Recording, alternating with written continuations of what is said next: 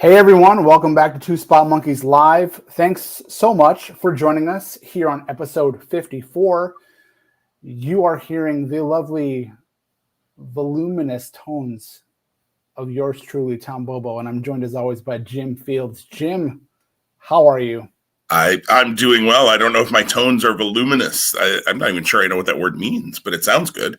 I think full of volume. So Full I'm gonna bring the noise today. I hope we're full of volume. If we're not, turn your radio up, people, or your phone, or your computer, or whatever it is you're listening to us on.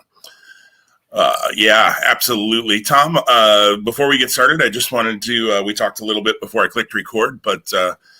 Listen to an honorable mention with you and our friend Jeff, as you plugged last week. And if y'all haven't listened to that yet, strongly encourage, go check it out. It's called an Honorable Mention Podcast. It's, I don't want to say similar to the Something to Wrestle With in 83 Weeks kinds of podcasts but in some ways it is. Usually Jeff and Shane Hagedorn break down old Ring of Honor shows and talk through all of those kinds of things. Shane's got some other things going on in his life right now.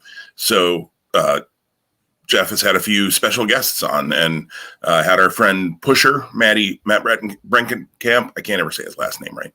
Matty was on a week ago, and Tom was on this week, sharing kind of just their journey as Ring of Honor fans. Tom, if you don't know, was as Jeff called you, a Ring of Honor OG. Because you were at the era of Honor Begins. So you have been with Ring of Honor literally since day one. So yeah, I thought it was fun to listen to your journey. I certainly know much of that journey and those stories, but there were definitely things I didn't know about you and didn't know about your trips and things like that. Definitely brought back a lot of memories for me too. You and I have never... I don't think you and I have ever actually traveled together. We've traveled to the same places, but not together for shows. I have traveled with Scott once. Scott and I drove from Michigan I drove from Illinois to Michigan, and then Scott and I drove from Michigan to Atlanta. You weren't in Atlanta, I don't believe. Were you for WrestleMania weekend? Yeah, yep. I flew down, and okay. And Blake picked me up at the airport. I remember because he played "Welcome to Atlanta" from it's one of the. I'm not gonna remember the rapper's name. But I know the song. Yep. Yeah, it was great because he had like this awesome SUV that whether he was renting or I don't know, it was part of just the carpool situation of that weekend. I get in from the Atlanta airport, which is my first time in that airport, which is again massive because it's a hub.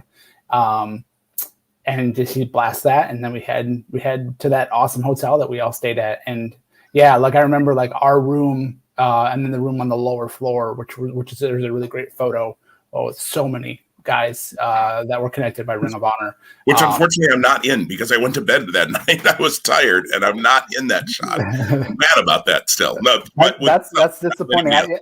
I wouldn't have pegged you to not be in that photo, but again, there's so many, like the fact that so many guys squeezed in a room was pretty interesting. I know that today's episode is kind of shorter and maybe perhaps content, but again, as you know here at Two Spot Monkeys, yeah, you can never trust that. I will tell the story I teased and didn't tell on that podcast because Jeff and I just kind of got down a bunch of different rabbit trails. So he asked if I had ever been to Baltimore for Ring of Honor. And not properly. Interestingly, I was in the Washington, D.C. area for a work conference.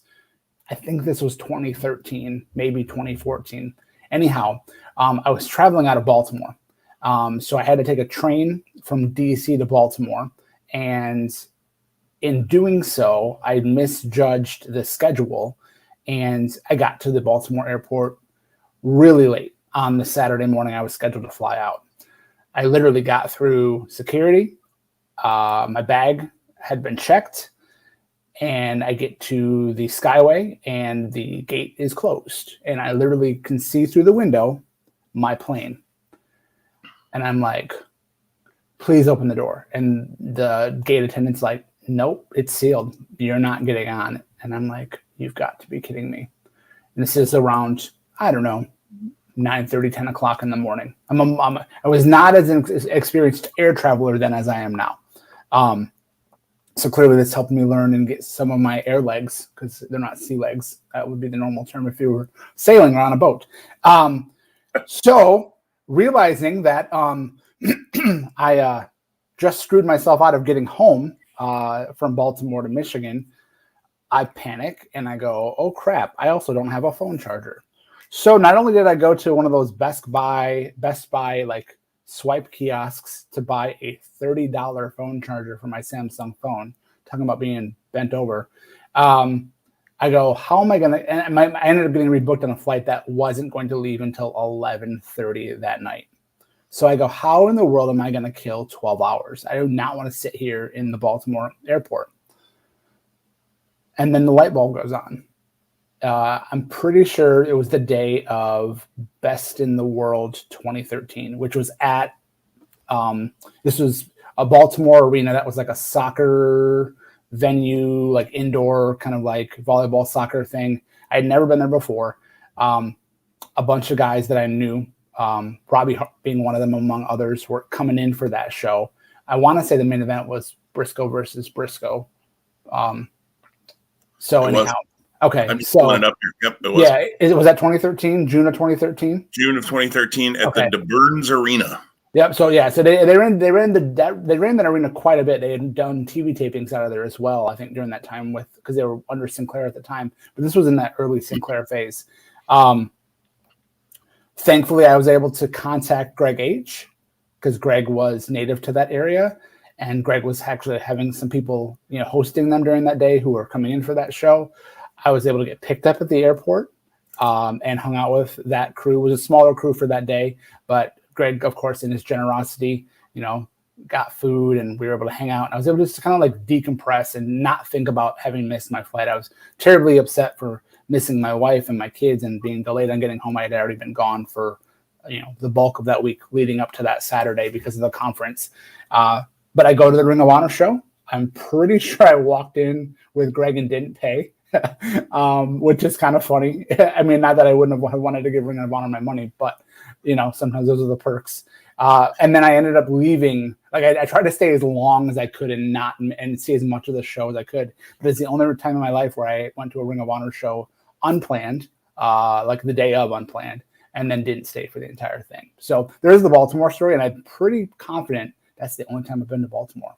Now, I know a year ago, before COVID, we were all supposed to go to Baltimore and have a big kind of like celebration that Greg was going to host. And I hope, in the future that opportunity still presents itself, because I think there's a lot of history. And again, for you, Jim, thanks for listening to the podcast and giving it a shout out here. And for those who haven't listened or will listen, do so.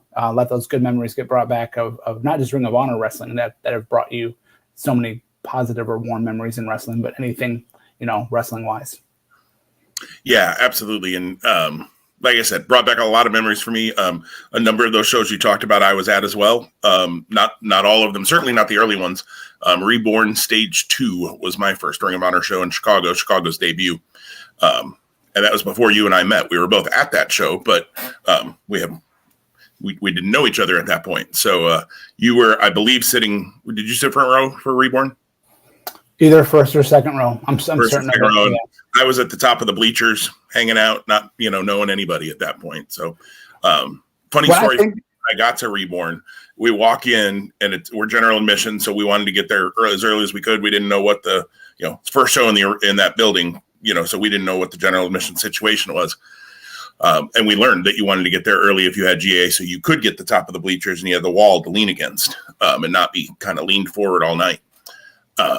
And we walked around to the, I guess, left side as you're coming in those doors. So you got to walk all the way around the ring to get to the other side of the bleachers, because that's where we saw openings. And CM Punk and Ace Steel are just standing in front of the bleachers talking. They had just arrived. They had their bags with them. And I knew who they were, obviously, and didn't say a word to him, just kind of nodded at him and walked by. And I'm like, that was my chance to get a picture with CM Punk, and I didn't take it. Darn it. But I think Tom, what were you going to say? Yeah, no. I was just going to make the comment, and I think this came up a little bit on the podcast with Jeff, that like the number of times that people that we know or that are close to now, like happen to be at the same shows, but our our contact had not been made yet.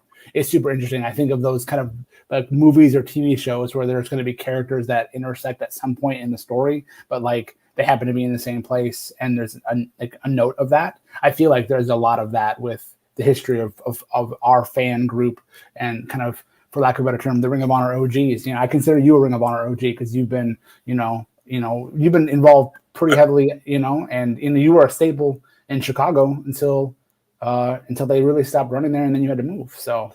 Right. Yeah. Chicago Spectacular Night 1 was the first Chicago show I missed. I had every one until then. I made night 2. I had something going on, and then missed a few others along the way, but pretty much until I moved, made almost all of them. They did go and run a show on the date of my wedding, so you and I both had to miss that one. But that was kind of rude of them, actually. But they really should have checked the schedule first. Right. I mean, Kevin Steen versus Rhino, and we didn't get to see it live. So, yeah, brought back memories too of you talked about being at work. I was in Detroit for a conference, you might remember, and just complete dumb luck. That was the same weekend Ring of Honor happened to run the Winter Warriors tour in 2015. We saw Alberto El Patron and the Romantic Touch, and wasn't it Patron versus ACH that night? It was. Okay.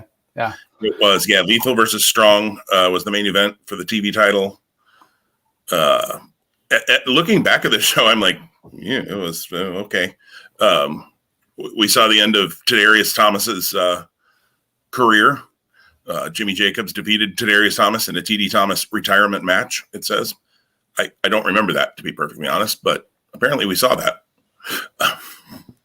Your thoughts also retired on that match. What's that? Your thoughts on that match retired as well. Very quickly. I had zero memory of that. But anyways, fun to go down memory lane. I did mention to you, Tom, in a message, sometime when we don't have picks or we have time to plan ahead on it, obviously today might have been a really good time to do it had we had time to plan. We should do a retro review of the fact I didn't realize, or maybe I didn't knew, but it reminded me that you had been at ECW's Heat Wave 98, which is a great show, and 99. So it'd be fun to do a retro review on one or both of those, and maybe a retro review on some Ring of Honor shows that you and I both attended, even whether we knew each other at the time or not, whether we go back to Reborn or something like that sometime would be fun to go back and relive those. I miss those. It's actually, as I've told you before, I haven't been to a live show since the Dallas WrestleMania weekend. I am currently planning on attending. There is a indie show coming to Kearney, Nebraska for the first time in the 7 years I've lived here. There's been a couple really, really small indie shows in surrounding that have never worked, but the arena in Kearney, which holds 4,000 or 5,000, I mean, a few thousand anyways, has a Zello Pro wrestling show out of the Midwest coming. Jordan Grace is the headliner. Tommy Dreamer, the Gun Club, and Alex Shelley are the names that I recognized. I feel like there's one more I'm missing. Maybe Chris Sabin? No, Sabin's not on it. I feel like there's one more name too, but kind of that level. And then a whole bunch of faces I don't know. So tickets start at like $15, and I used to work at the arena, and I know that literally there isn't a bad seat in the place. So because it's pretty small. So hoping to go to that at the end of September. Nice. That's awesome.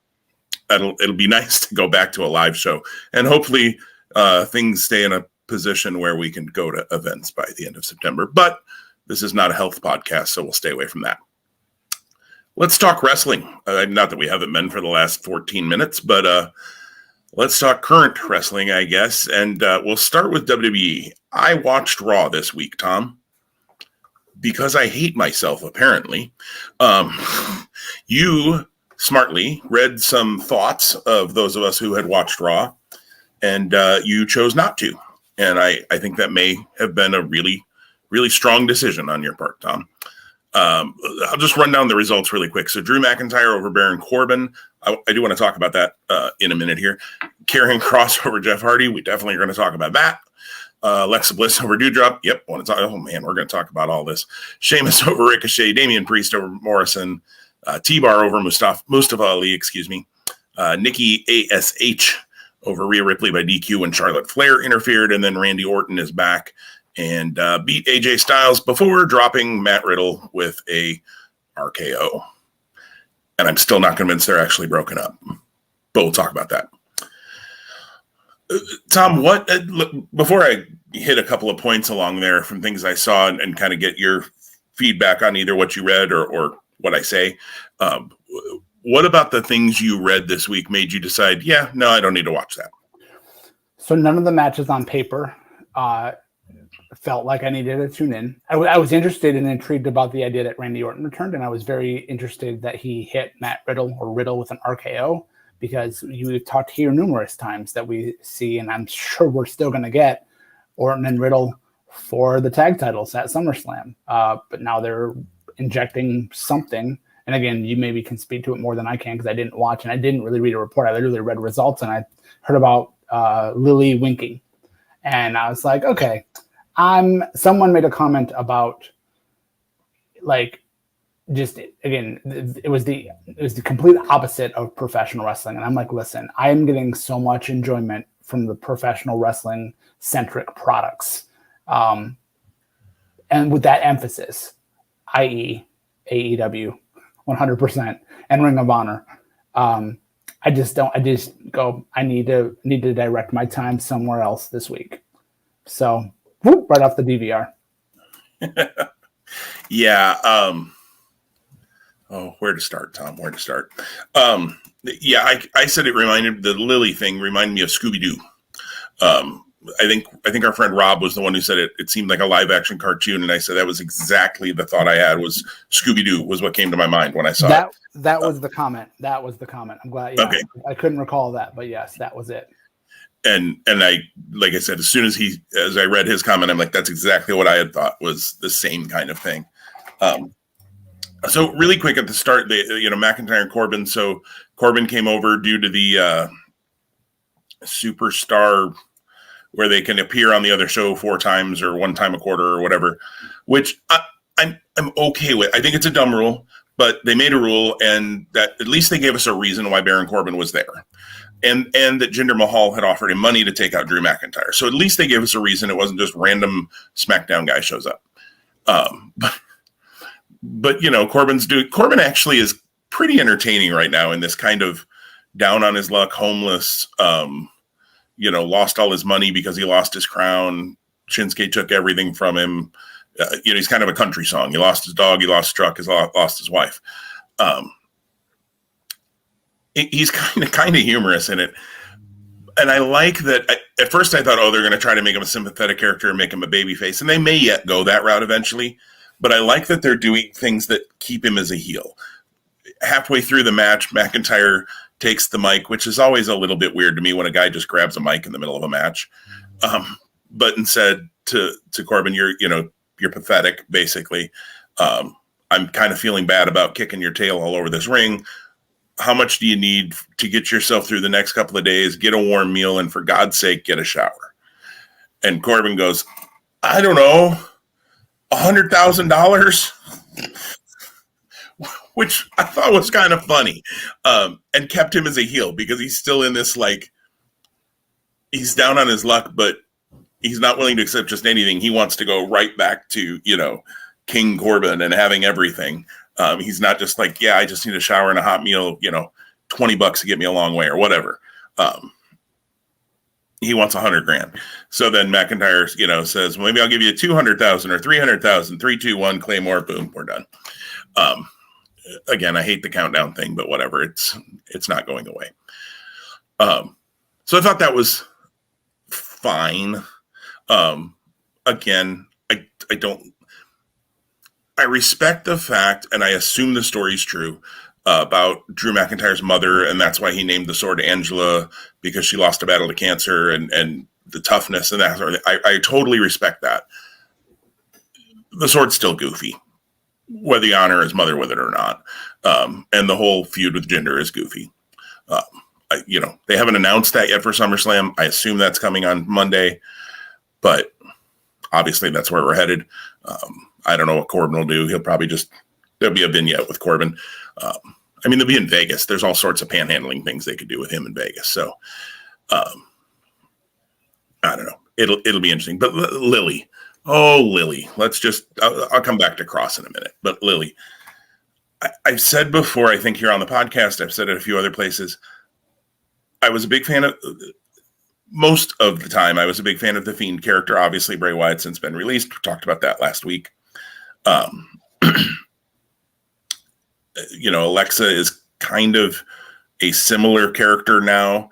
I've always been a big Alexa Bliss fan since she debuted, with the blue hair in NXT. Something about Alexa has always clicked for me. I don't mind the dark character, but the Lily stuff is just stupid. And to now, Lily went away for a while, and I thought, okay, at least we're going to get away from that. Nope, it just came back with no real reason why she was gone, ever explained, at least that I caught. And now she winks at Dewdrop. Are you kidding me? And this isn't even the Thunderdome. I mean, they got away with some things in the Thunderdome that you couldn't do in live action because they're taping it and they're, like when she would change outfits basically, or, all of a sudden now she was Alexa from 2 years ago, or she was a darker Alexa, or she was whatever. With Asuka, especially, I think she did that. Speaking of which, I don't know if you've bought milk recently, Tom. Is there a picture of Asuka on the side of a milk carton right now? My son drinks milk, and there isn't. No, there's not. Okay, well, there should be, because where has she been? Sorry, I just said her name, and it was like, yeah, where has she been? Wow. I mean, I'm okay with the fact that I know not everything is booked for my demographic, and that's fine. But who is this? But who's liking this? Nobody. Even the kids aren't liking this. Come on, this is terrible. I don't have anything else that I can add. Like, and I think the loudest statement was the fact that I wanted to watch Raw. I want to be excited heading into SummerSlam, and Raw is one of the main vehicles to get there. And I just am not motivated. So I know you want to talk about Karrion Kross. Before we do that, let me just jump in and just run down the SummerSlam card, because it does look good on paper. So, for all of the faults that we're naming, and they're and we're not even going to hit them all, this card does not look bad. And it's going to be pretty hot in Vegas, not just temperature-wise. I think that crowd should be on fire. So Lashley Goldberg for the title. Roman Reigns, John Cena for the Universal title. Nikki ASH versus Flair versus Rhea in the three-way for the Raw title. The Usos versus Rey and Dominic. Bianca Belair and Sasha Banks, which I have liked how that's come together. Again, I didn't watch the SmackDown where Banks returned and then turned, but I did watch the following week, and I enjoyed their build for that. Edge and Seth Rollins, which you called a long time ago. I hope they deliver. I hope they're given enough time to deliver. I think that it's Edge. They'll have a 47-minute match. That's apparently all he does on paper. Let's hope that it certainly does not need to go greater than 20. Give me 17 to 19 minutes and let them just go balls to the wall. That'd be great. Sheamus and Damian Priest, which will hopefully see the crowning of Damian Priest as the U.S. title holder. And then, as you mentioned, we have the Raw tag titles, probably something with Drew and Jinder. We haven't had it for a long time, but this could be the return to the 4+ hour pay-per-view. And it's on a Saturday night, which is going to be really weird to see what type of traffic there is around this. Because Saturday for a pro wrestling pay-per-view is strange. Again, save for pre-pandemic AEW, because they were doing Saturday events. They've now shifted to Sunday, it appears, and whether WWE did this just randomly or it was the only date in Vegas where the Raiders play, and how that works, who knows? But yeah, so I am excited for the 7 matches and the 2 matches we kind of are thinking, are going to happen. So that's a 9-match card plus. I think we're also going to get Apollo Crews and Shinsuke for the Intercontinental title. I'm trying to think, are there any other belts we're missing? The women's tag, Natalia's hurt, so probably not. We're missing Big E. I think there's a spot for Big E for sure. But against who? I'm not sure. Precisely. I think he'll appear in some way. I just don't know if he'll have a match. He should have a match. He absolutely should. Have somebody challenge him for the Money in the Bank briefcase. I don't care. Have Corbin challenge him. I mean, look, is that marquee? No. But does it give you a way to put Corbin out there, have him do his shtick and get beat up? Okay, that works for me. And maybe they'll yet set that up tonight or even a week from now, the Friday directly before. We'll see. But yeah. So also just a quick plug for anybody who's listening to this sometime over the weekend before Monday the 16th.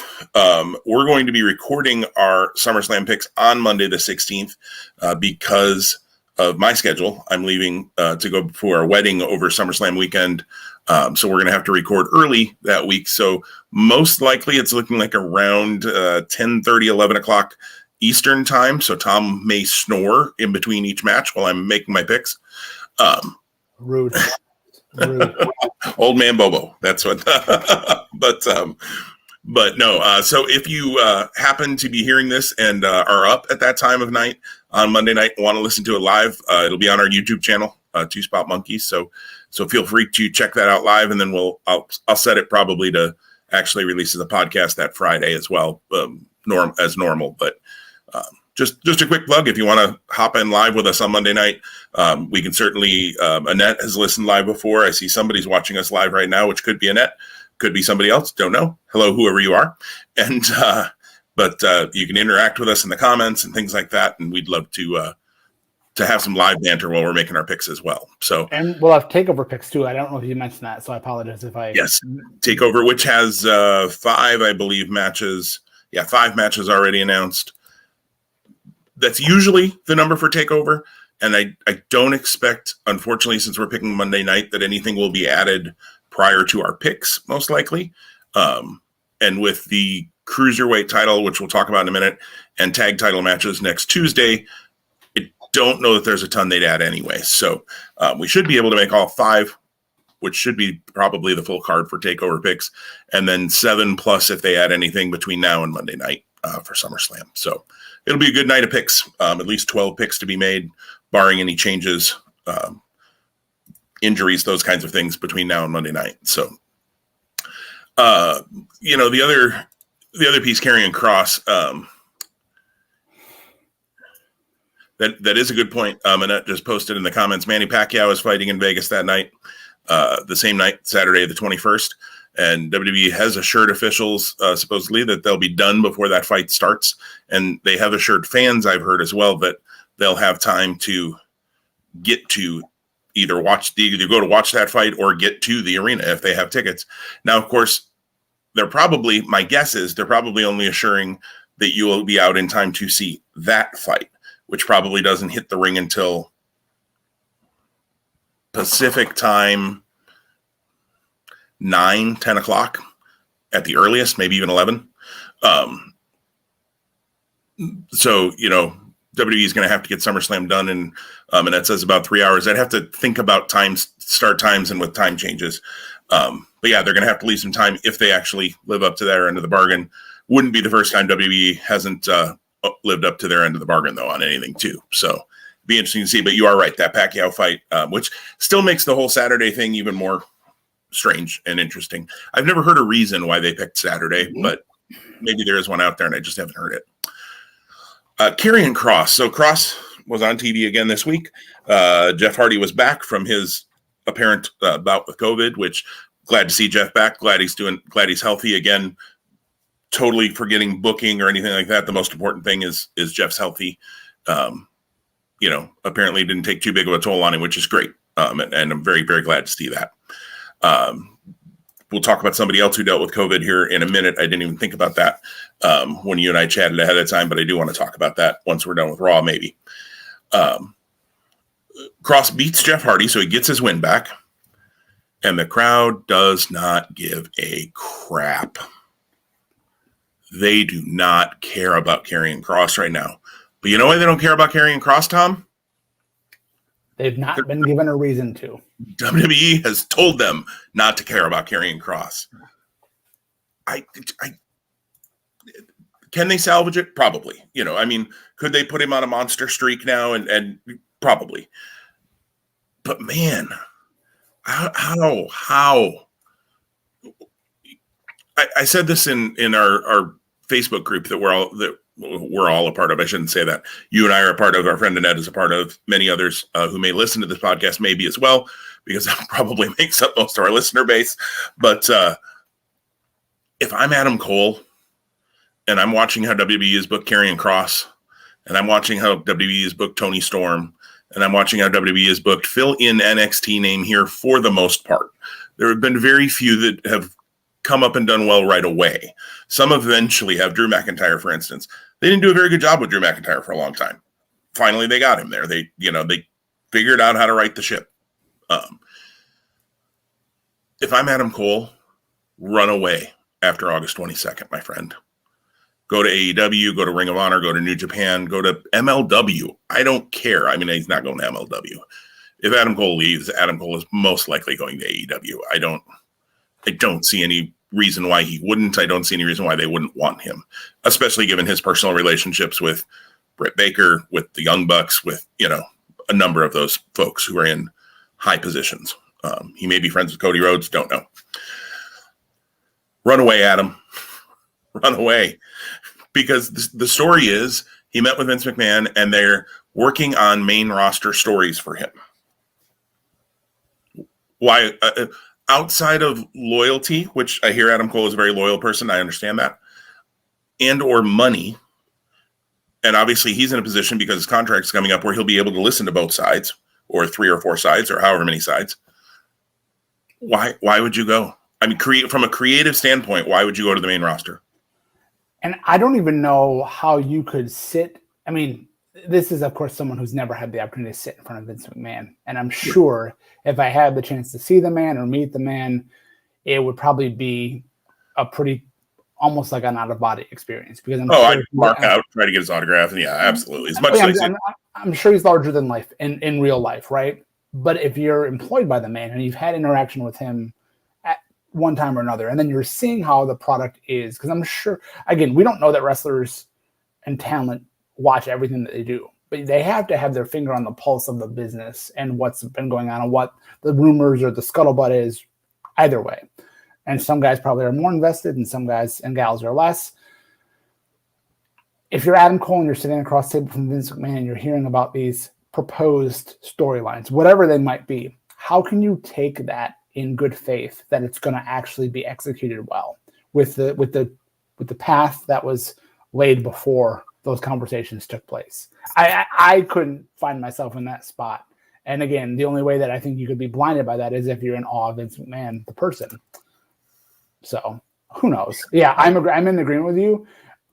I love Adam Cole. He's a tremendous talent, probably one of my favorites. I would love to see him be rejuvenated somewhere else. I think he's done as much as he can in NXT without a doubt. And I think, not to get too ahead of, talking about what we'll pick for NXT and TakeOver 36. I already know where my pick is for that match, and it has nothing to do with his contract status, but that goes back to numerous conversations we've held before. I think Cole. I bet we're on the same page on that. having Cole have the opportunity to go and work with different and new talents and some of the same friends that he's made from years ago, it'd be fresh again, and I'd be very in favor of that. Absolutely. That doesn't happen to be a UE shirt you're wearing there, is it? It's yellow. No, so. It's Chris Hero. Oh, it's Chris Hero. That was my next guess, was a Hero shirt. So, or my third guess was Michigan, but Wrestling Shirt Friday. Wrestling Shirt Friday, absolutely. The other thing I wanted to touch on, and if I've forgotten anything that I said I wanted to talk about on Raw, I don't apologize, because, let's go to other things. Keith Lee posted a video yesterday. Tom, I don't know if you had a chance to listen to. Good, you did. Yep. 6-minute video. Apparently, he originally recorded a 13-minute video and decided that was too long. He didn't want to put that up. So he said he shared a little bit less and talked a little bit less in this one. But I think he shared more than he is required, certainly, which he is required to share absolutely nothing because it's a personal situation. But he shared that he had COVID back in, I think it was January. Not January. He did. He said it was January. Yeah, right. Because Mia Yim, by staying and taking care of course, Mia Yim and he are engaged. They've made that public. Mia stayed and took care of him and lost out on a chance herself to be in the Royal Rumble. And, he was obviously very appreciative of her love and care for him, but had COVID and really struggled with it and coming back, and ended up with his heart being inflamed and a couple of MRIs, and to the point that he wasn't allowed to do anything, he said, more than a light walk, for fear that he would die if he had too much exertion. So let me first say, when you and I both sat here and said, where the hell is Keith Lee?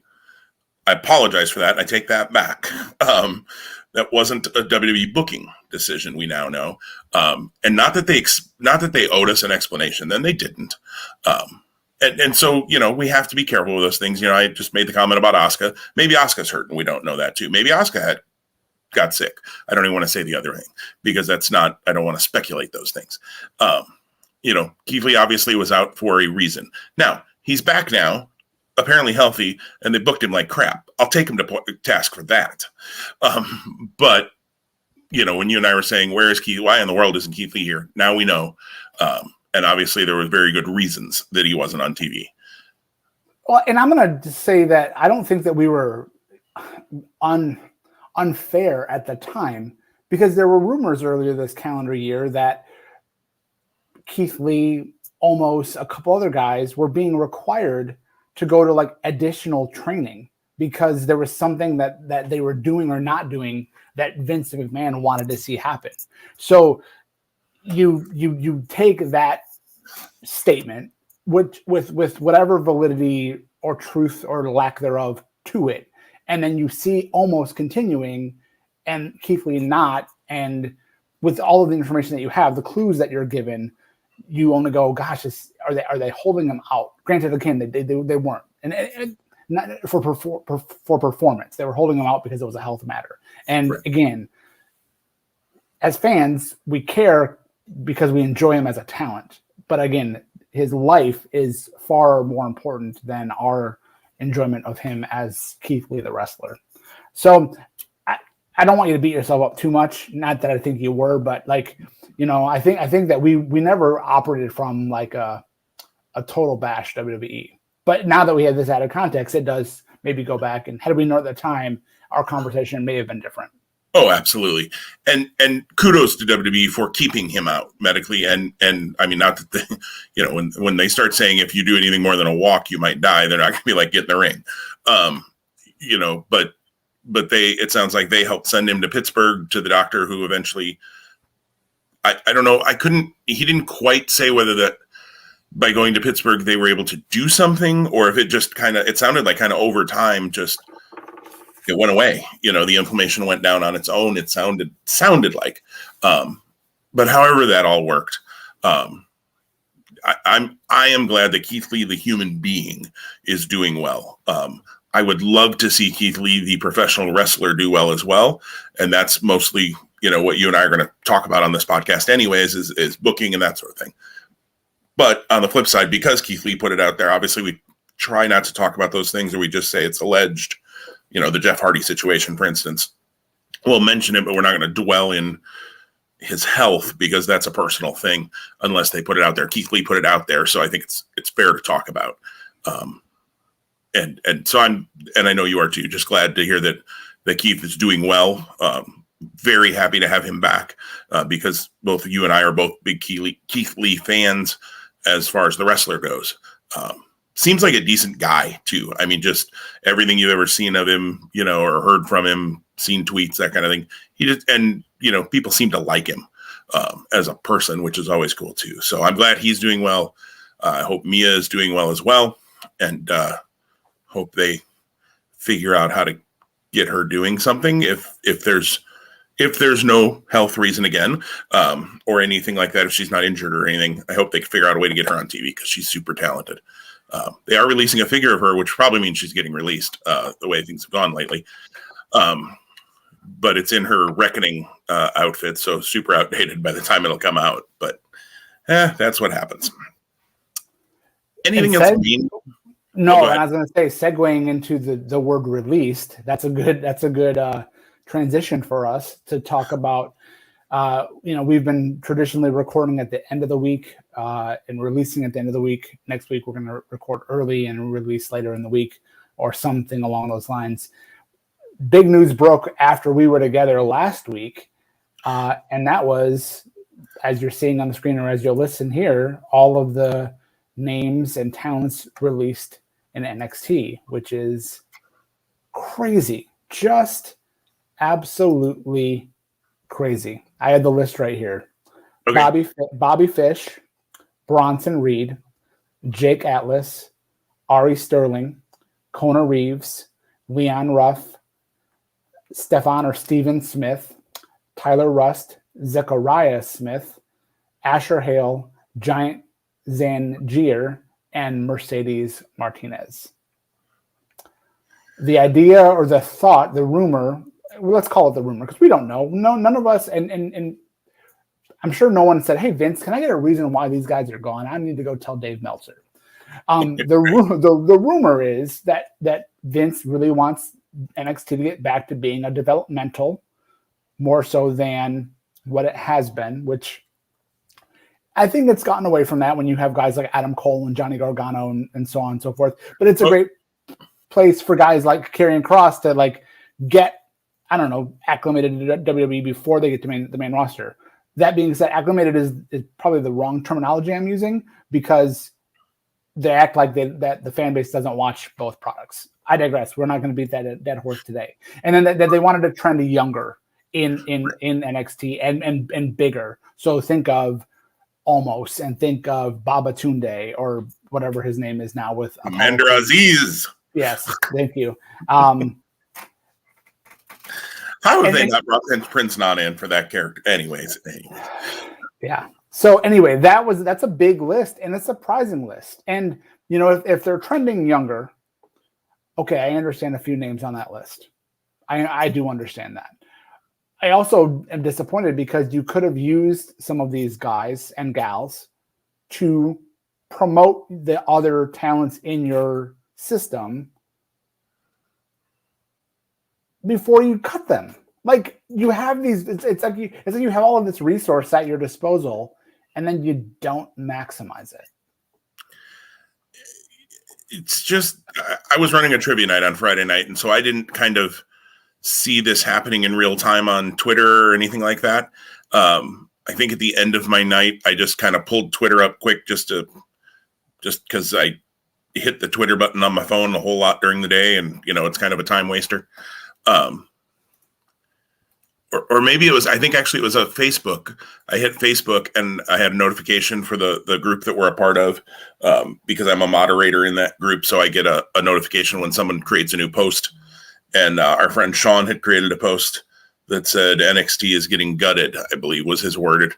And I was like, what's going on? And then obviously kind of started reading things and literally still sitting at the venue that I had run the trivia night going, holy crap. And then I sat in my car in the parking lot for about 5 or 10 minutes before I left to come home and just read things. I went, actually, I went and met my wife at a local establishment and had some beverages.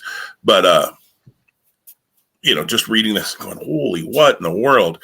I mean, some of them, Giant Zangier I'd only seen on the India show that they did last year.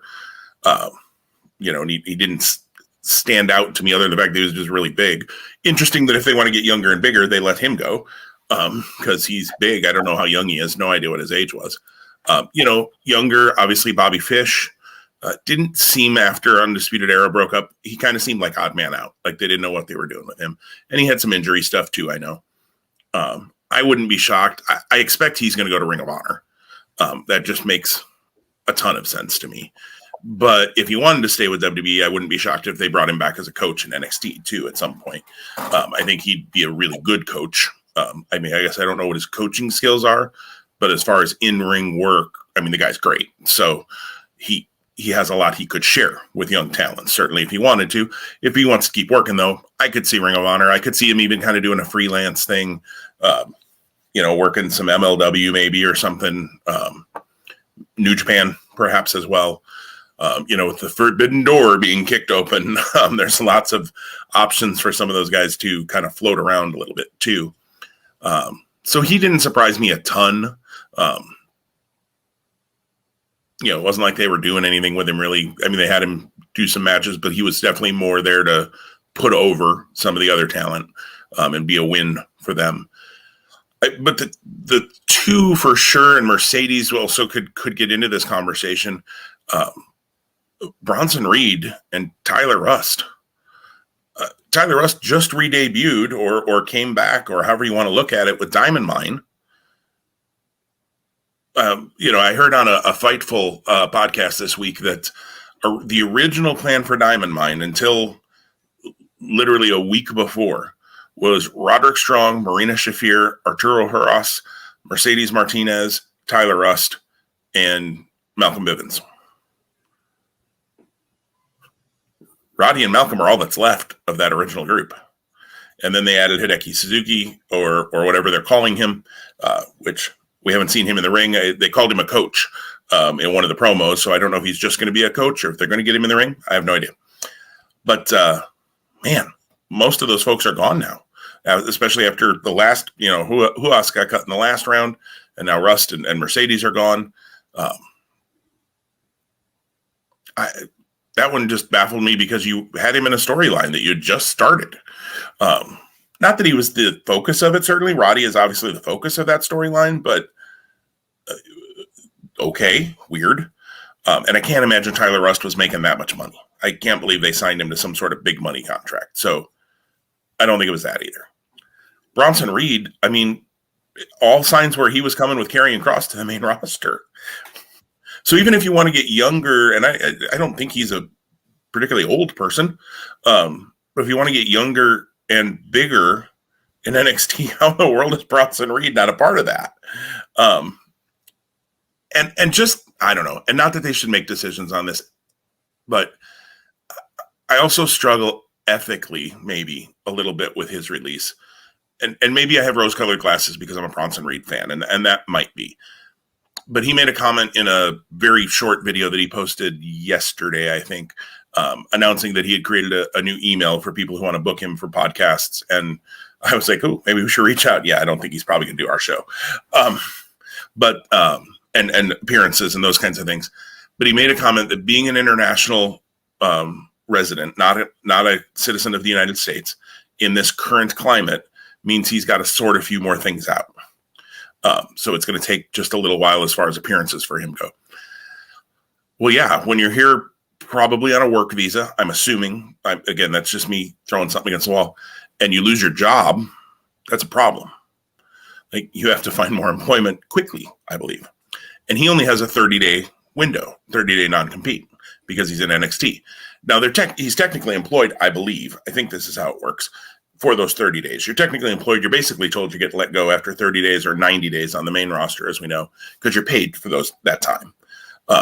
And they can rescind that. We saw that with Drake Maverick a year ago or so, maybe 2 years ago, however long ago that was. No, it was in the middle of the pandemic. Yeah. Okay. That's right. He was in that first big set of releases. And we saw that with Drake Maverick. They rescinded the release, maybe reworked the contract, who knows. But again, I don't think Drake Maverick was on a huge money deal. I just don't believe that. Bronson Reed might have been on a decent money deal. You heard that they were signing people to a little bit more, trying to keep them away from AEW. But so ethically, like, now you've put this guy in a situation where he's got 30 days to figure things out. Don't get me wrong. He's going to find employment. He'll be fine. But Buddy Murphy had made the same comment in an interview I'd heard with him. Now, he had the 90-day, which comes up at the end of the month. But that because he is not a U.S. citizen, he had a few more hoops to jump through, lawyers to talk to, things like that, to make sure that he could keep his immigration status in good standing. Like, I realize you can't make decisions in your business based on that, but man, I don't know. Just feels even dirtier in that situation that you put somebody in that position. I'm with you. And I think that he's tremendously talented. And again, this goes back to, do they even know the potential of the guys and gals they have before they cut ties with them? I'm guessing really no, sadly. I mean, it's clearly that's not a very true statement, because the opposite can be proven. That being said, like, when you have these things that seem to be very knee-jerk type reactions, you just go, what in the world? The other name I'll add to that list is Jake Atlas. I'm really just surprised. Also, though, in that same breath, if I'm a cruiserweight or if I'm a cruiserweight style talent, I'm not signing with WWE. I don't care how much money they can offer me. I would rather go and get the opportunity somewhere else, AEW most likely, perhaps Ring of Honor, and develop my resume greater and make myself more valuable than go and toil away here and having to, and especially if you're in NXT, you're having to go to the Performance Center and do a lot of extra work. I want to say Jake, it might have been Jake Atlas, it might have been someone else. I read after the releases happened, they were going and working extra work in the Performance Center to get better, only to have this being chopped off at the knees. Now, again, that speaks to their commitment to the profession and their skill set. But wouldn't WWE and the coaches notice that and go, gosh, we got a hard worker here. There's got to be someone who's loafing. Let's get rid of them instead. And the untapped potential, like you said, do they understand? Jake Atlas, Asher Hale, used to be Anthony Henry, is great in the ring. I know he's not that big. You can't find something for a guy like that to do. Ari Sterling used to be, now will be Alex Zane again, I'm sure. Incredibly talented. In fact, one of the last people to pin Bandito in Ring of Honor. And, hey, Ring of Honor could play off that here in 30 days too, if they wanted to, and sign me up because that was a really fun match. I don't get it. And from everything you hear, this isn't the end. By the time you hear this podcast, other than Annette who's listening to us live, by the time anybody else hears this podcast, we may be out of date again. There might be more names. I don't know. I talked about when we talked about our Mattel, the things we were looking forward to from Mattel last week. Bronson Reed was one of those. I think Bronson Reed now goes in the Fiend pile of figures we're probably never going to see, or at least not this go round, because again, it was a rendering. The understanding I have, I think I talked about this last week, is that, when somebody gets released, I believe what Steve Ozer has said, who's their marketing director at Mattel with the WWE line, if they can get their figures out in that 90-day window or 30 days, I would assume in NXT, then they're okay. Well, Bronson Reed, I don't even know that officially they said what series Elite he was going to be in, and it's nothing that's coming out in the next 30 days. I know that. So probably not getting the Bronson Reed anymore. Probably not getting the Burton Fiend anymore. Probably not getting Bray Wyatt in the Superstars line anymore. Ric Flair in the Superstars line anymore. And anybody talking to each other? Because Mattel has got to be just like, seriously? Like, we're putting all this work into these things. And then I know things change, but it just feels like a lot has changed in the last month. For sure. And moving forward, you look at NXT this past Tuesday, and it's like Bizarro World. If you just looked at the results on paper and you'd been following the product, you have Dakota Kai versus Saray, fantastic match. Saray was undefeated and a higher name earlier in the year in terms of like a signee, and she's used to put Dakota Kai over. Now, granted, Dakota Kai is getting the title shot against Raquel later in the month, so yes, build Dakota Kai up, but at the expense of Saray. And then you have Boa with Tian Sha, the smoke blower, whatever her name is. I can't, Mei Ying, whatever. Who finally rises out of her chair. No Which she has done before. No, but she came all the way to the ring though, and I think that's new, right? No mention of Xia Li. And Boa beats Drake Maverick. Again, no big deal there, but I did laugh. There was a comment that who's the play-by-play guy in NXT? I always forget his name. Vic Joseph? Yes. Yeah. Vic Joseph made a comment and sounded very surprised, so I won't do the inflection right, I'm sure. Boa now standing alongside Mei Ying? And I'm like, that's been going on for like 3 months, 4 months. Why am I like, he sounded really shocked, like if Drake Maverick had walked out with Mei Ying or something, that we hadn't seen yet. Like, oh my goodness, they're in Tian Sha now. Like, Boa's in Tian Sha. Yeah, Boa's been in Tian Sha since day one. Boa was one of the ones that got beat up with Xia Li to start the whole storyline. Yeah, a little bit weird booking.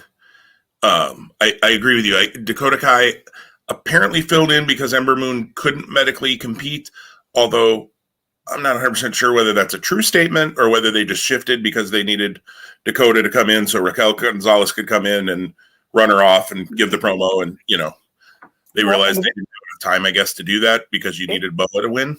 If it was Ember Moon and Saray, I would have thought Saray would have gotten the win. I don't think that Saray was bringing viewers to the program. So why not give us someone else against Dakota who could have been a competitive match? Again, I don't know enough or none of the names on the women's roster are top of my mind to just name one now, but not Saray. Or just have Dakota kill, like they did with Gigi Dolan, had her win over Amari Miller, have her kill somebody that you're not doing anything with right now. And maybe you'll do something with later because Gigi Dolan had been pretty much a jobber up until Tuesday night.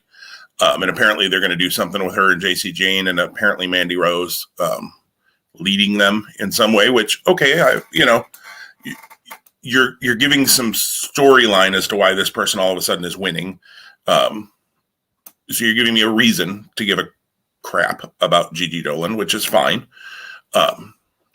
Feed somebody else. Feed, there's the young lady who I can't think of her name now, but she had a random roll-up win and then lost to Zoe Stark and a couple other people. Again, Zoe Stark and Io Shirai, we did nothing there this week on that. After they went for sushi a week ago. And it didn't go well. Yeah. Because Vince and everybody there loves their odd couple tag teams.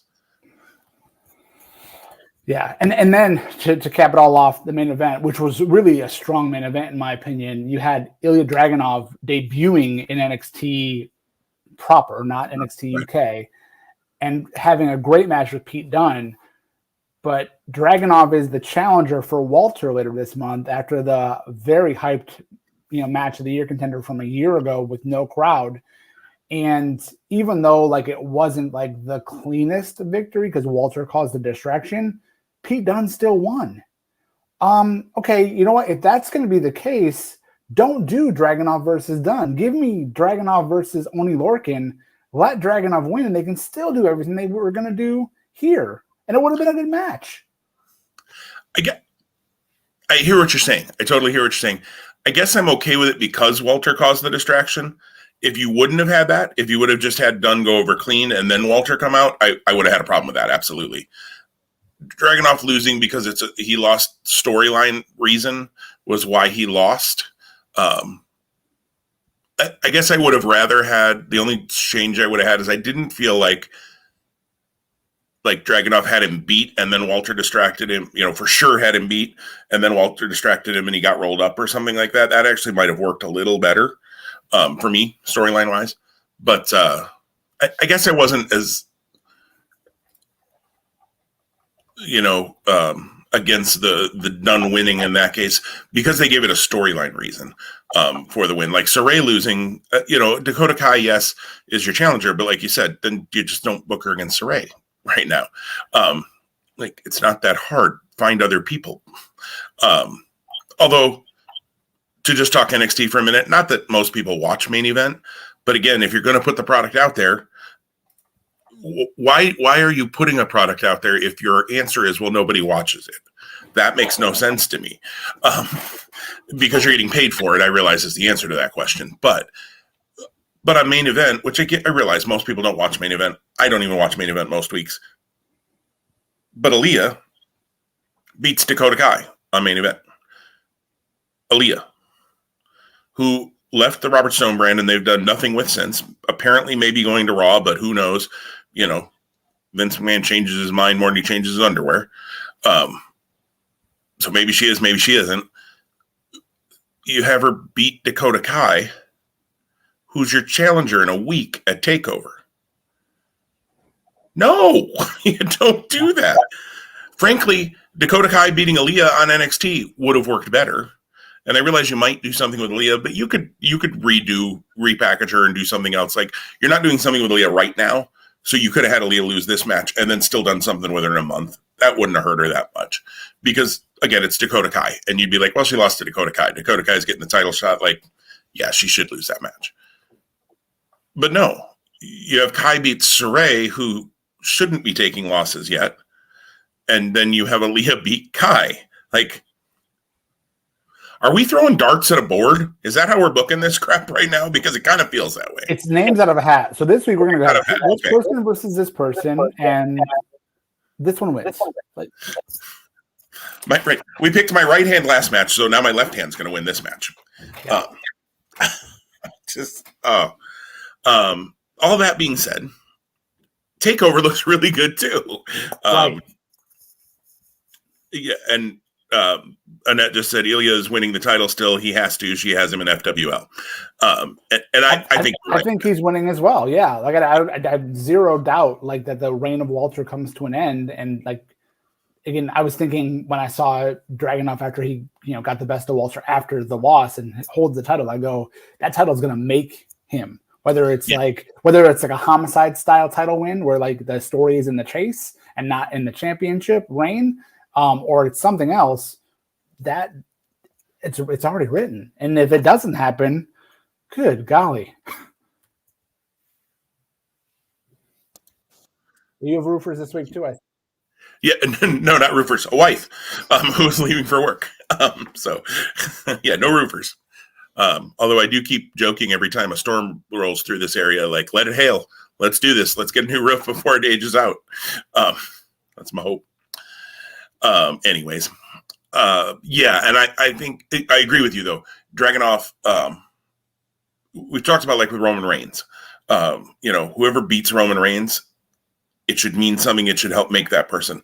Walter's held the title for 7,800 days or whatever in the world the title reign is at right now. He's held it for, I think, like almost 2 years, maybe more than 2 years. That's insane. I mean, some of that's the pandemic, yes, but it's still insane. So whoever beats Walter, it should help make.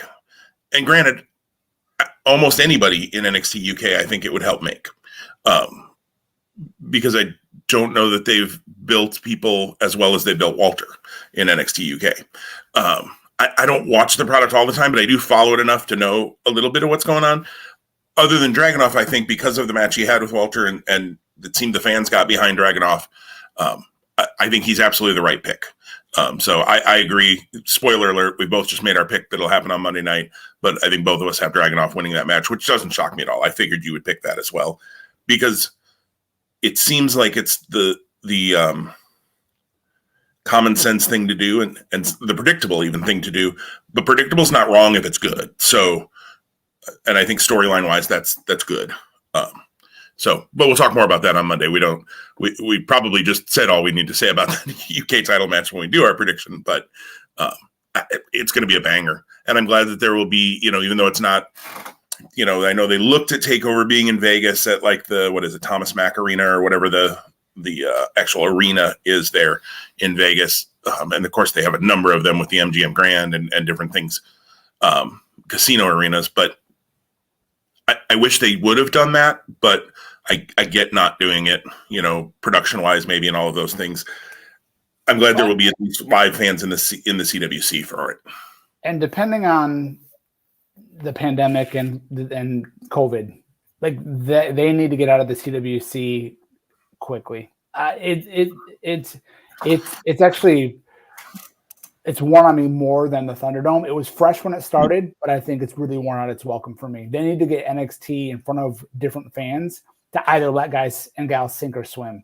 The same 300 that are coming every week or whatever the number is. It's wash, rinse, repeat, and it doesn't make the product enjoyable to watch, especially when you're comparing it to what you're seeing on AEW, where they are traveling and getting in front of different eyes and minds. And well, the interesting, I mean, NXT has never really toured for their TV show, which would be interesting to see if they do that. They at least, I think, when they can, when it's safe, all of those things. And I kind of wonder if the reason they didn't pull the trigger on an arena for takeover, even though yes, they're doing them for Raw and SmackDown and pay-per-views, is the pandemic situation.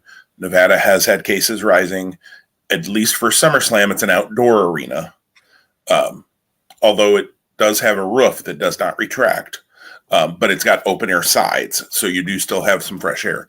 I wonder if they were a little concerned about indoor events. I don't know. We'll see. I mean, with that Pacquiao fight, though, too, is Vegas going to shut that down? I don't know. Sadly, there's too much money. Yeah, there's too much money. Exactly. Yeah. And we are in a different place now than we were last spring. And, without getting too deep down that pandemic hole, masking can be a thing and whatever.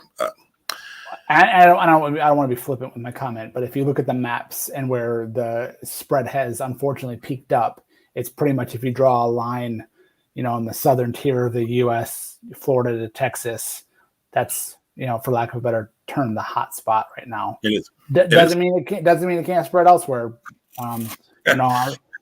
Some maps you see. Okay, and this is a really quick aside, and then I promise we'll go back to wrestling, folks.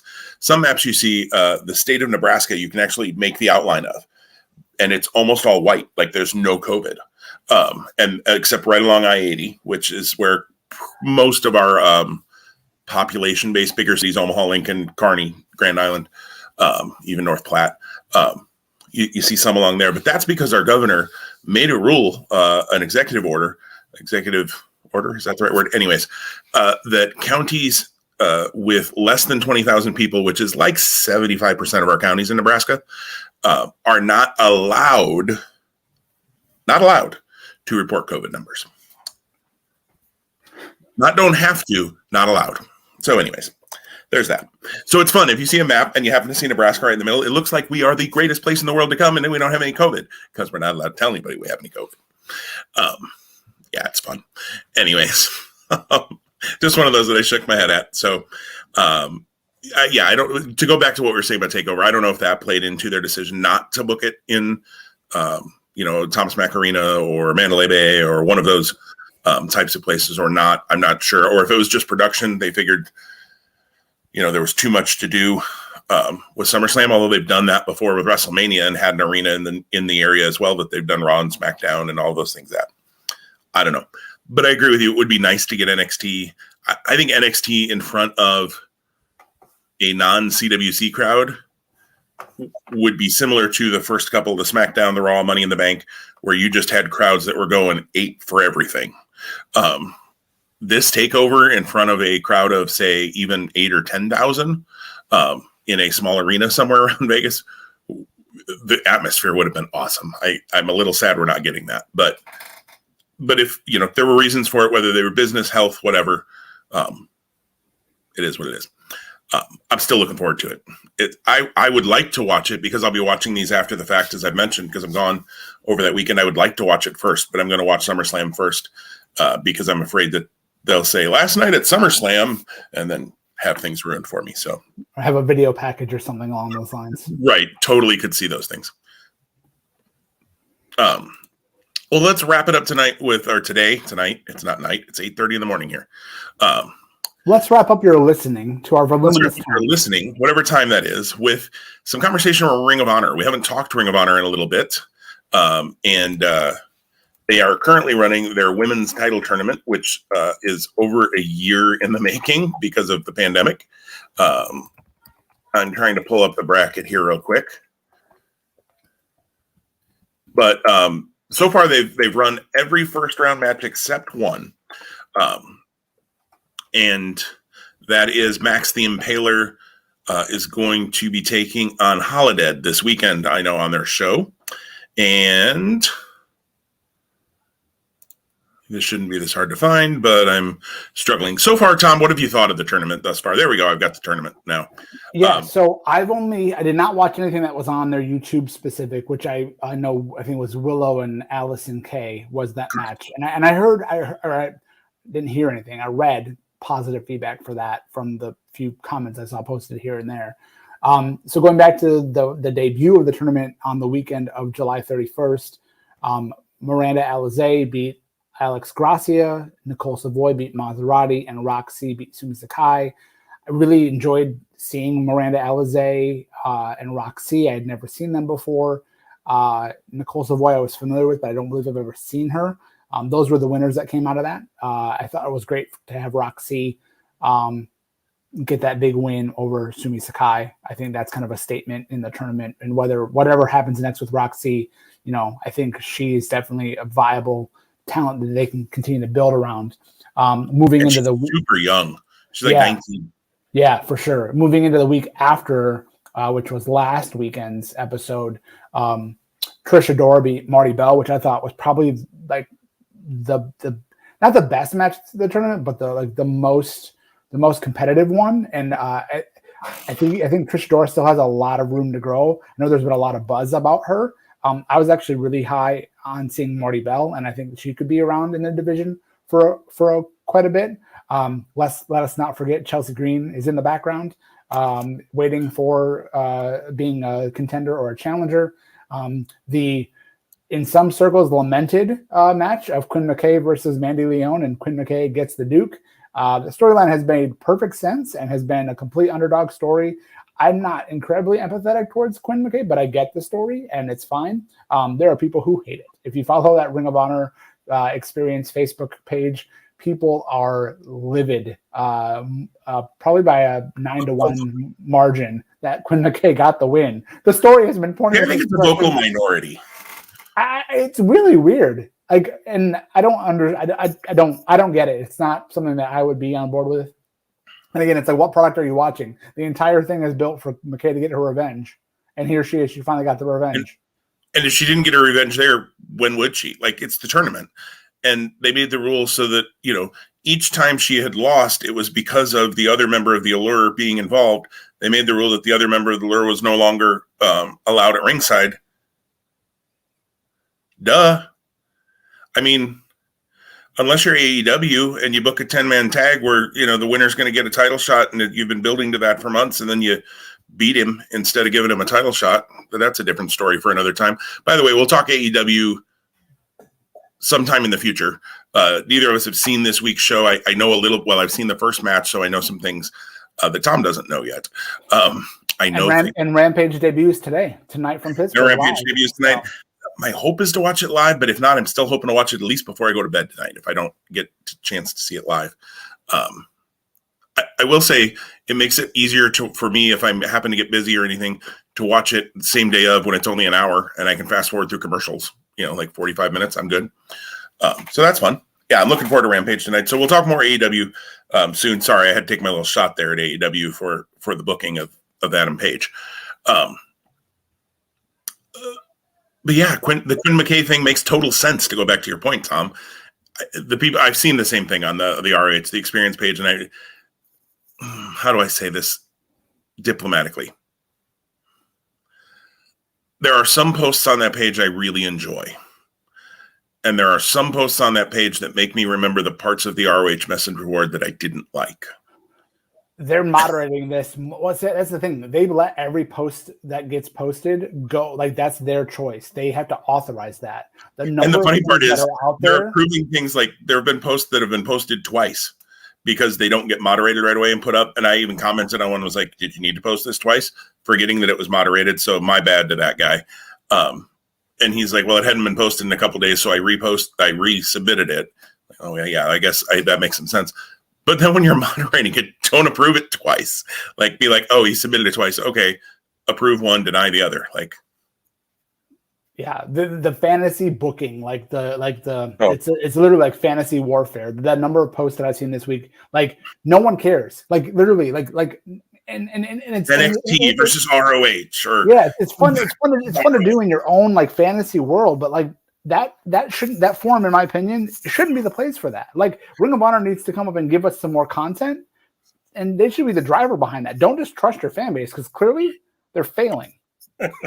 Well, and I'm okay with posts like that if it's like, one, hey, if Ring of Honor and MLW faced, what would your card be? One post, have some answers, cool, awesome. I don't need a post for every match you think would be cool. Like, and some of them I had to laugh at. EC3 versus LA Knight. And I'm like, I'd have to double check Pro Fight DB. But how many matches must they have had an Impact? Come on, Eli Drake and EC3 had to have had some matches in the Impact. I'm sure they did.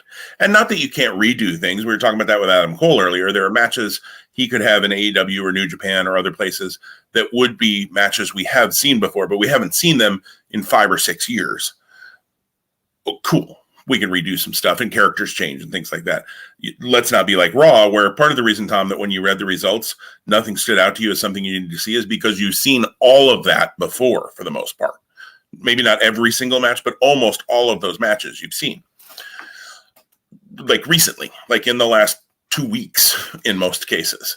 So that, yeah, I agree with that on the Ring of Honor thing. And what are your thoughts on the women's tournament? Yeah. To get back to that point, I totally agree on Quinn McKay. I have been sympathetic towards Quinn, but I also have watched week by week.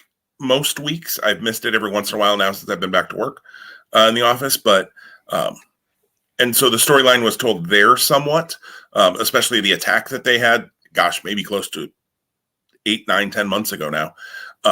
Where Mandy and Angelina attacked Quinn pretty brutally, frankly. I mean, it was a really good kind of beatdown angle. So I guess maybe seeing that as it happened, quote unquote, or as they released it, invested me more in the storyline. I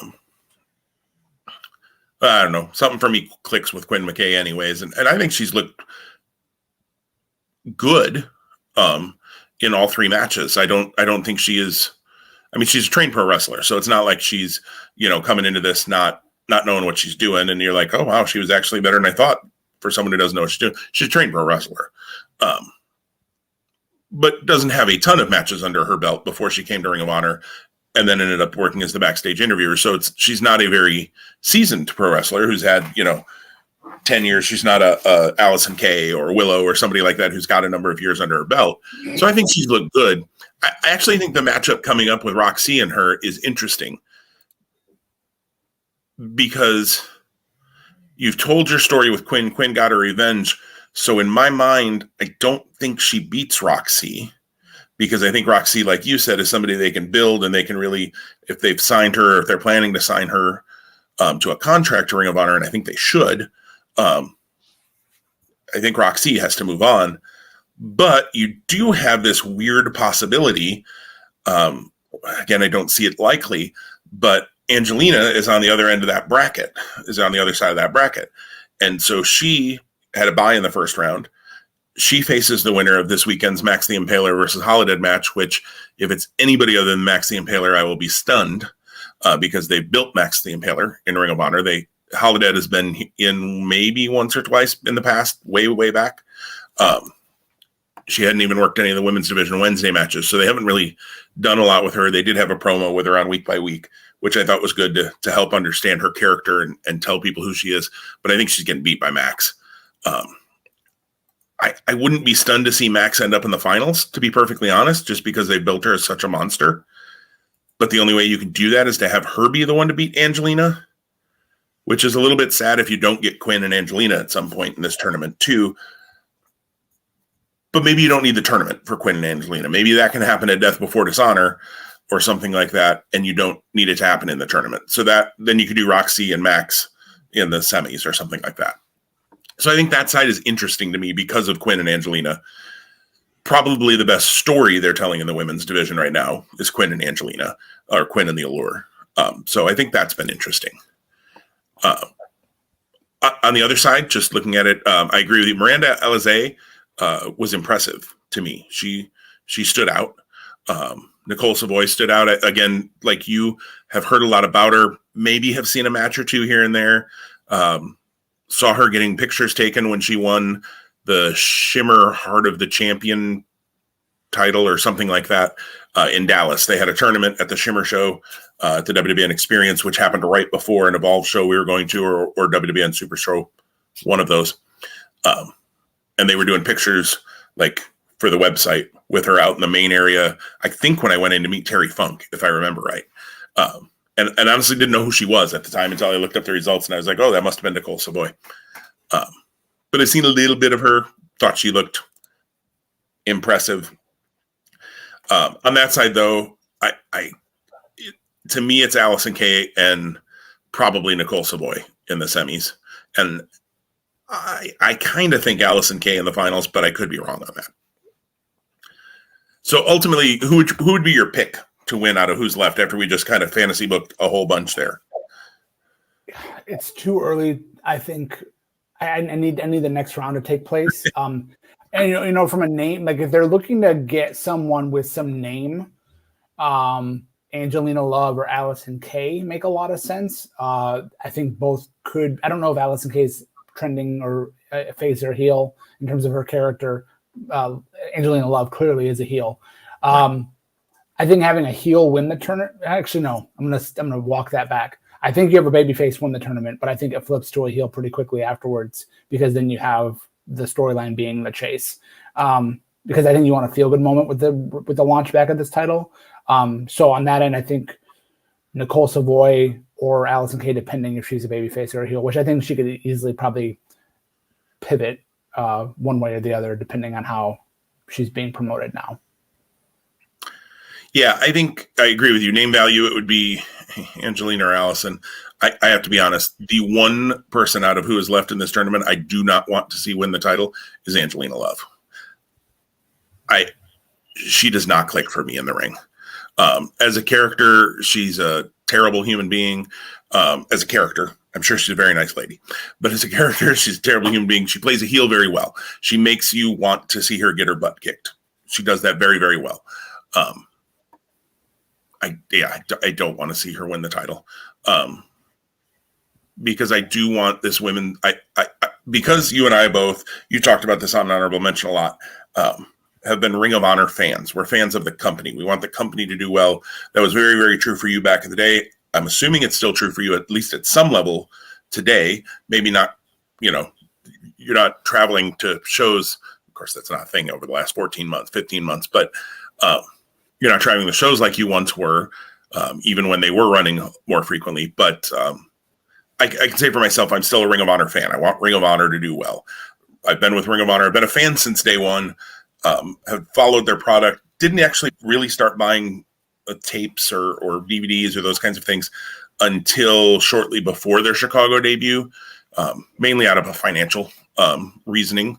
But then when they were coming to Chicago, I was like, all right, I need to get some matches of some of these guys I'm going to see for the first time. And I want to see them before I see them, kind of thing.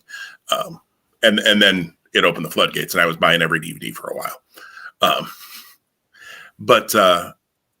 So I want this division in Ring of Honor to be what it hasn't been in the past when it was the Women of Honor title, which is a former thing. They're just kind of making the split from the whole lineage of that title. And that's fine. I want this to be a good women's division. I think you've got some good wrestlers in this tournament. And so if they can hang on to a few of them, I don't know contract status on any of them really, other than Angelina and Quinn. And, there's a few that, are obviously signed with Ring of Honor. And I just don't think Angelina highlights that in the division for you. And I think the first champion should highlight that in some way. Much in the same way, as much as I like Quinn McKay, I don't think she's quite there as a wrestler yet. And I don't think Quinn needs the title because Quinn's got a really good position unless you're going to make her a full-time wrestler. And it doesn't feel like that's what they're doing. Then I don't think Quinn needs the title either, which is kind of why I think she loses to Roxy, probably in a super competitive match. Maybe even though with interference, they didn't make a rule that the Allure couldn't be at ringside only during the Allure matches, not anything. I could see the Allure interfering and causing Quinn to lose with Roxy not knowing because obviously she's a babyface. I don't know. Fantasy book. It's going to be fun to watch play out. And again, the finals are going to be in September at Death Before Dishonor, which has been moved out of Florida because of the spike in pandemic. To the new ROH arena in the 2300 arena. There you go. And we don't have time to get into it today, but next weekend, again, we're going to be back next week with pick'ems and previews for SummerSlam and TakeOver. But also next weekend, you have AW Rampage. Take two words and combine them into one. The First Dance out of Chicago, which tons of buzz around that. And sadly, we won't be able to circle back on that conversation or whatever plays out then for a while here on Two Spot Monkeys Live. And then a big weekend for Ring of Honor. Again, don't have time this morning to get into those things, but if you're a pro wrestling fan, lots of good stuff, except for WWE. Sorry, no, I didn't mean to take that shot as we wrap up today. Well, and here's the thing is, and coming from a guy who watched Raw this week for whatever unknown reason that doesn't make a lot of sense, if WWE frustrates you like it does Tom and I, watch something else. Watch something else. We're still going to talk about it here because it's the main company, and we do want it to do well, and we like a lot of the characters, and we like a lot of the people, and we'll watch the pay-per-views and we'll watch SmackDown usually and that kind of thing. But hey, timing-wise, that's why you and I don't watch Raw most weeks, because it isn't good. You know, if they made Raw where I really needed to see it, I'd watch Raw more often. I'd find a way. Maybe next week or on Monday night, again, Monday night around 9:30, 10 o'clock my time, which would be 10:30, 11 o'clock Eastern time. We'll be hitting the airwaves live, making our picks for SummerSlam and TakeOver. Maybe we can just take 2 or 3 minutes at the top and at least highlight a couple of things from Glory by Honor that maybe we're looking forward to. Yeah. Annette says, thanks for the listen. Have a great weekend. Grab the goon. Absolutely. Hashtag grab the goon. But maybe we can take that time right at the top when we record Monday night, Tom, just to, without doing an in-depth preview, we're not going to make picks on it. We did make a decision for Ring of Honor. We're going to make picks just for the pay-per-views, which I think is a smart move on our part. But maybe we'll just highlight, 1 or 2 or 3 matches that we're really looking forward to, because I think there is some good stuff coming on Glory by Honor. So. Indeed. Well, it's been a great way, great day, and a great way to check in and catch up. Lots of good wrestling, like I mentioned, to watch. So everyone, be safe, be healthy, be smart, care for one another, and get ready. Buckle your seatbelt when you come back for episode 55, because we are going to go long. I'm telling you now. That's right. Episode 50. Oh, this is 54, isn't it? Yeah, 55 is going to be a one, and 56 when we try to recap everything once it's happened. Maybe that's going to be a mini series. I don't know. We'll see. Everybody, take care. We'll talk to you again soon here on Two Spot Monkeys Live.